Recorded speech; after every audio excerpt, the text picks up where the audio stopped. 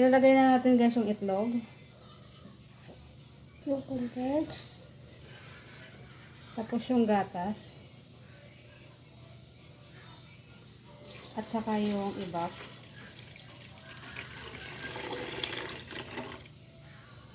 Okay.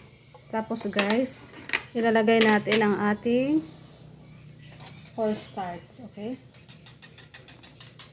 Tapos guys, ang ating kalamansi kasi wala tayong vanilla. Okay. Tapos imimix lang natin. So nagmix lang tayo guys ng ating ingredient. Mix lang natin guys. Mix lang natin. Okay. Tapos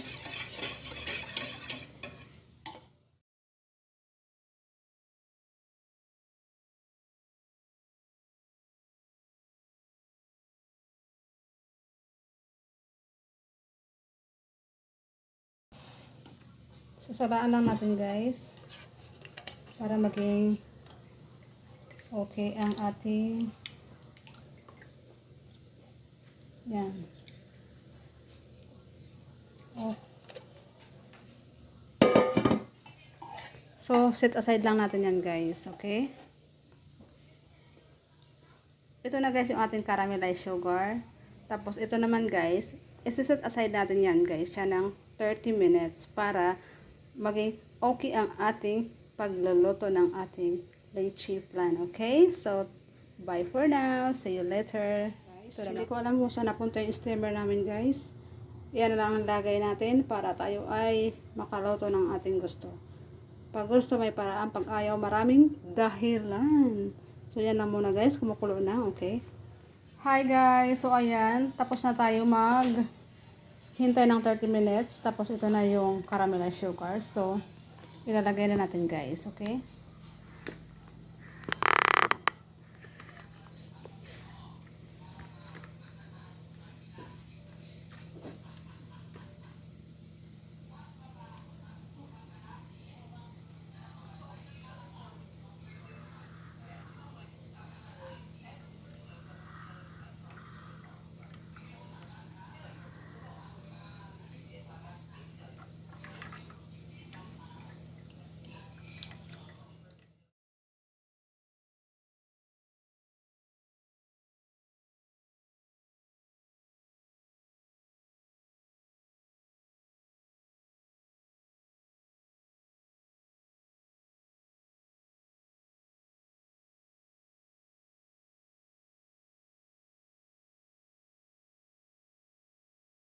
Siya guys ng 55 minutes.